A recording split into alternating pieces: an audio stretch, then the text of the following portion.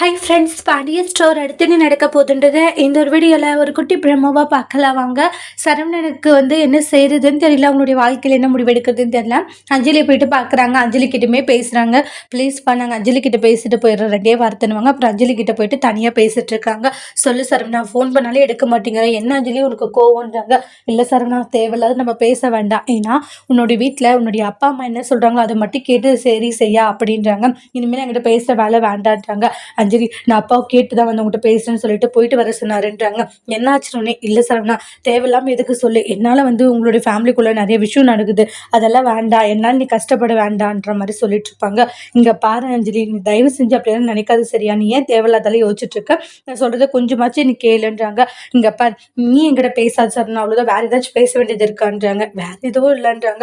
அவ்வளோதான், எனக்கும் பேச எந்த ஒரு இதுவும் இல்லை சரவணா, நம்ம 2 பேரும் ஃப்ரெண்டாக இருக்கணும்னு நினச்சோம், ஆனால் அதுவுமே நடக்கிற மாதிரி இல்லை. ஏன்னா நம்ம பேசுறதே மயிலோடைய அம்மாவுக்கு பிரச்சனையா இருக்கிற போது இனி நம்ம என்ன சொல்ல பேச முடியும், இனி நம்மளால எதுவும் பேச முடியாது, வேண்டாம், இனி நம்ம 2 பேருமே எப்படி இருக்கணுமோ அப்படி இருந்துக்கலாம் அப்படின்ற மாதிரி அஞ்சலி சொல்லிட்டு போயிடுறாங்க. அஞ்சலி, நீ என்னுடைய வாழ்க்கையில மறுபடியும் போயிட்ட, மறுபடியும் போனா எப்படி அஞ்சலி, இப்படி என்னை ஏமாத்துற மாதிரிலாம் இருக்குன்னு சொல்லிட்டு சரவணன் ஃபீல் பண்ணி பேசிட்டு இருக்காங்க.